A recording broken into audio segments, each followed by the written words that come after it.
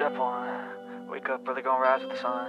Step two, get some good, some food in you. Step three, think real hard about what you wanna be. Step four, everybody just do your thing. Wake up, today's gonna be a good day. Wake up, today's gonna be a good day. Wake up, today's gonna be a good day. Wake up, today's gonna be a good day. Wake up, today's gonna be a good day. Wake up, today's gonna be a good day. Wake up, today's gonna be a good day. Wake up, today's gonna be a good day. Yo, set your effort. Nah, sebelum mulai pelajaran hari ini, mari kita bersama-sama mengucapkan basmalah ya. Yuk kita ucapkan sama-sama. Bismillahirrahmanirrahim. Pada hari ini kita akan mempelajari bagian A-nya ya, hakikat dan teori kedaulatan. Bagian pertamanya yaitu mengenai pengertian kedaulatan di halaman 53 dan bagian keduanya nanti teori kedaulatan di halaman 56 ya. Nah, di halaman 53 itu kalian lihat ada gambar itu, coba lihat buku paketnya. Ada gambar. Gambar apa itu anak-anak? Coba perhatikan. Gambar skema ya. Skema apa?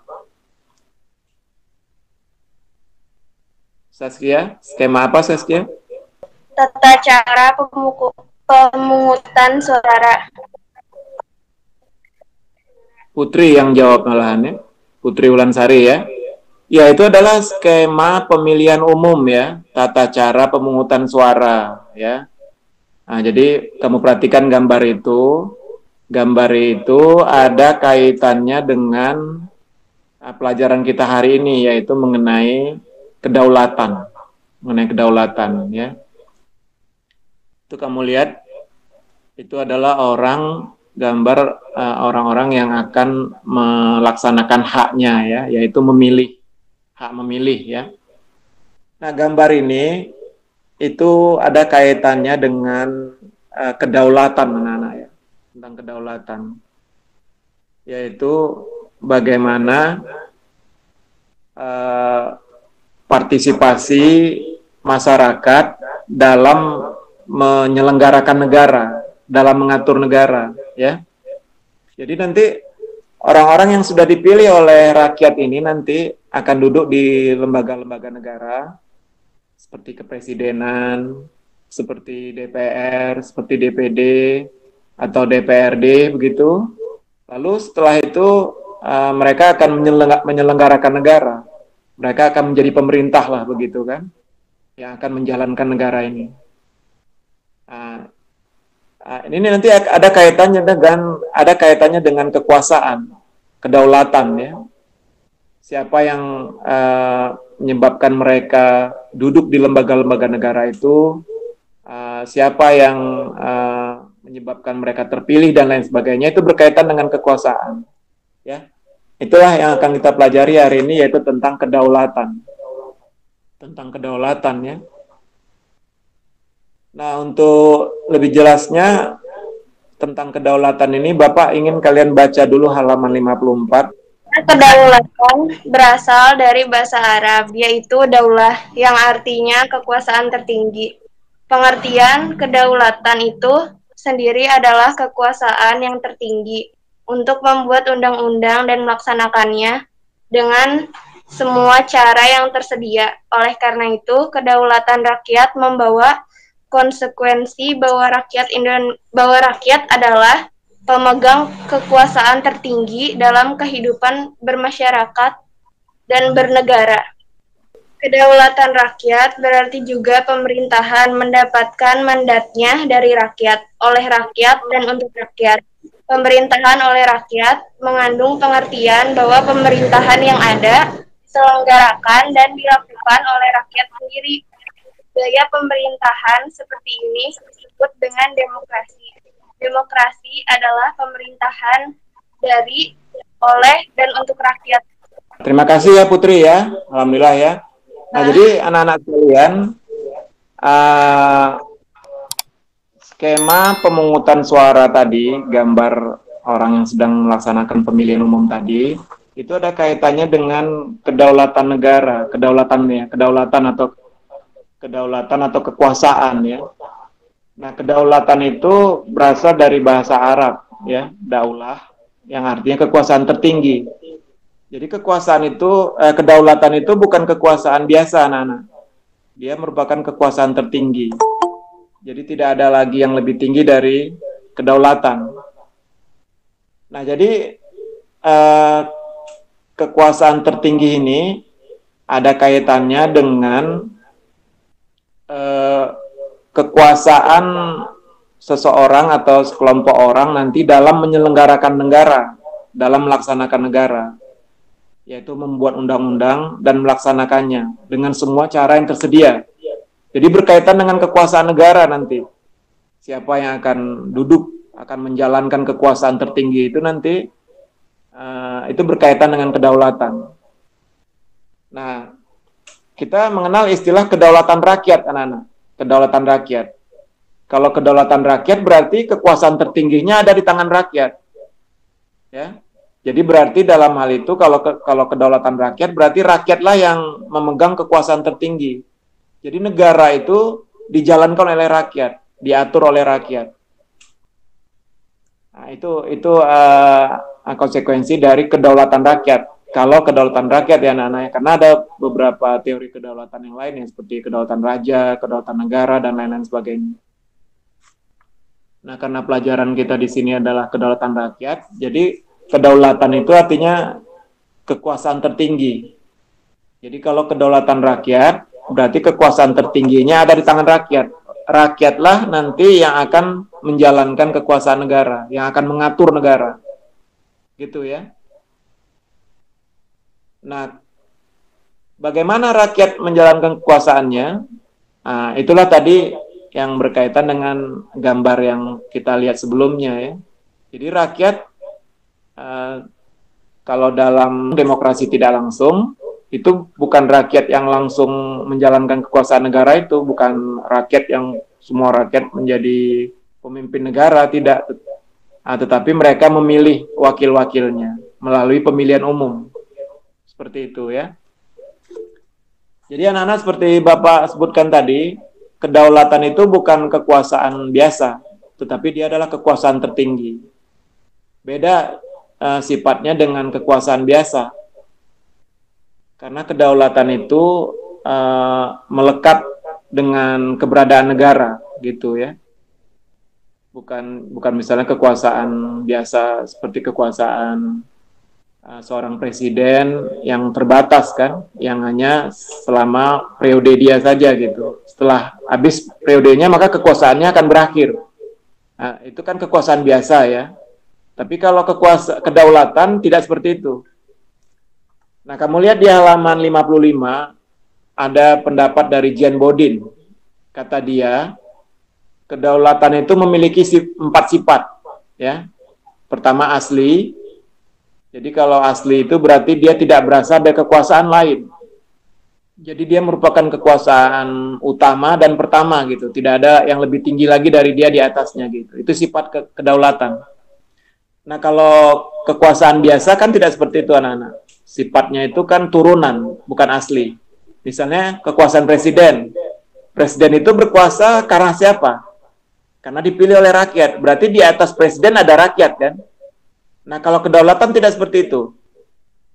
Kedaulatan itu bukan kekuasaan biasa, Bapak katakan tadi. Kedaulatan adalah kekuasaan tertinggi. Salah satu sifatnya adalah asli. Nah, tidak ada kekuasaan lain di atasnya. Dia paling tinggi gitu. Kemudian yang kedua, kedaulatan itu sifatnya permanen, anak-anak. Permanen. Apa artinya permanen? Kedaulatan itu ada selama negara itu ada. Jadi kedaulatan itu melekat pada negara. Selama negara masih ada, kedaulatan ada. Walaupun pemerintahannya berganti. Kalau pemerintahan bisa berganti-ganti anak-anak. Tapi kalau kedaulatan tidak, karena sifatnya permanen. Itu ya, yang di halaman 55 sambil perhatikan ya. Sifat kedua dari kedaulatan itu ya, yaitu permanen. Jadi kedaulatan itu ada sepanjang negara itu masih berdiri. Kecuali kalau negaranya sudah nggak ada, maka kedaulatan negara juga hilang begitu. Kemudian yang ketiga, sifatnya adalah tunggal. Jadi kedaulatan memiliki sifat tunggal, artinya merupakan satu-satunya kekuasaan tertinggi. Tidak ada lagi kekuasaan yang lain. Jadi dia bersifat tunggal, tidak dibagi-bagi, tidak terpecah-pecah kepada badan-badan lain begitu. Hanya dia pemegangnya gitu, tunggal, bersifat tunggal gitu. Kemudian yang keempat, sifat kedaulatan yang keempat yaitu tidak terbatas. Artinya kekuasaan itu tidak dibatasi oleh kekuasaan lain. Ya, itu anak-anak yang Bapak maksud dengan kedaulatan itu bukan kekuasaan biasa.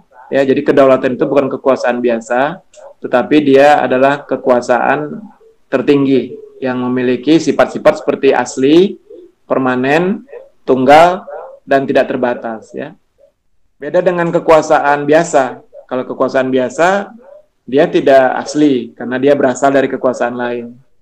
Kemudian dia tidak permanen, ada periodenya kan, ada masa berakhirnya. Kemudian dia tidak tunggal, dia dibagi-bagi kepada kekuasaan lain. Kemudian selanjutnya tidak terbatas. Artinya kedaulatan itu tidak ada yang membatasinya. Dia bersifat absolut kekuasaannya, begitu ya. Begitu anak-anak, beda kedaulatan dengan kekuasaan biasa ya. Jadi kedaulatan itu adalah kekuasaan tertinggi.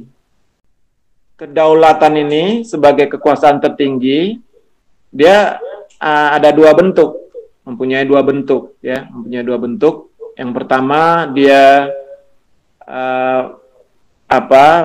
kedaulatan ke dalam, dan yang kedua kedaulatan keluar. Ya. Kalau kedaulatan ke dalam berarti kekuasaannya itu dapat mengatur pemerintahannya ke dalam negaranya sendiri begitu, tidak dibatasi oleh negara lain. Ya, itu artinya kedaulatan ke dalam. Jadi pemerintahannya atau penguasa yang memegang kekuasaan pada waktu itu dapat menjalankan kekuasaannya, mengatur negaranya sendiri, mengatur organisasi pemerintahannya menurut kehendak bangsanya sendiri tanpa campur tangan dari negara lain. Itu artinya dia berdaulat ke dalam. Sedangkan kedaulatan keluar berarti negara atau kekuasaan tersebut dapat bekerja sama dengan negara lain, dapat berhubungan dengan bangsa lain tanpa terikat oleh kekuasaan lain. Jadi kedaulatan itu ada dua anak-anak ya, jadi kedaulatan ke dalam dan kedaulatan keluar. Jadi itu hal penting yang kita harus pahami tentang pengertian kedaulatan, tentang makna kedaulatan ya. Dan kedaulatan ini merupakan salah satu syarat bagi berdirinya sebuah negara. Sebuah negara itu secara de facto dia harus memiliki rakyat, sudah pasti kan. Kemudian harus memiliki wilayah. Dan yang ketiga, dia harus memiliki pemerintahan yang berdaulat. Pemerintahan yang berdaulat yang berarti bahwa pemerintahan negara tersebut dapat mengatur dirinya, mengatur bangsa dan negaranya sendiri, pembangunannya, program-programnya, dan lain-lain sebagainya, tanpa campur tangan negara lain. Kemudian kedaulatan keluar, dia dapat bekerja sama, dapat secara mandiri berhubungan dengan bangsa-bangsa lain, dengan negara-negara lain, tanpa campur tangan negara lain, seperti itu ya. Jadi mereka berdaulat keluar namanya itu ya anak-anak. Nah sekarang coba supaya lebih jelas apa yang Bapak sampaikan tadi, kita lanjutkan bacaannya. Ya lanjut. Negara yang berdaulat adalah negara yang mempunyai kekuasaan tertinggi atas suatu pemerintahan negara.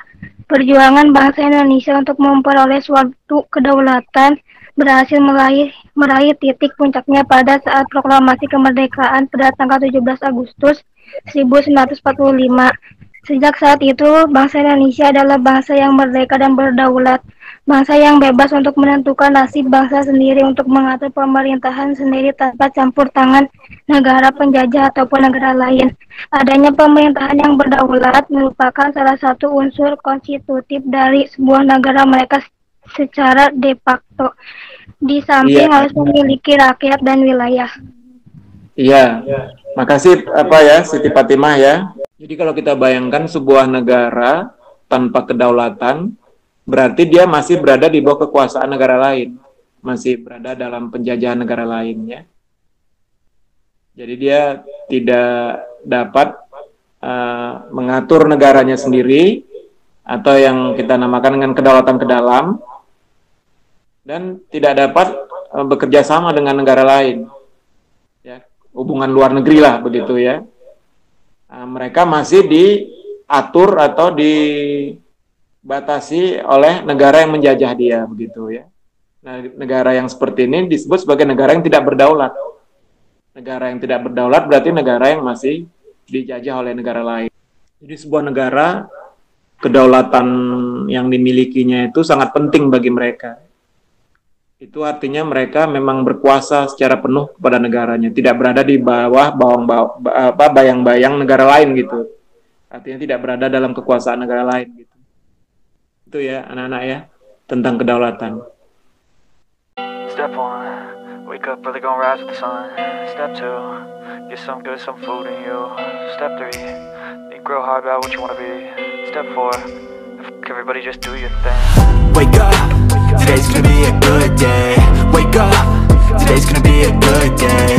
Wake up, today's gonna be a good day. Wake up, today's gonna be a good day. Wake up, today's gonna be a good day. Wake up, today's gonna be a good day. Wake up, today's gonna be a good day. Wake up, today's gonna be a good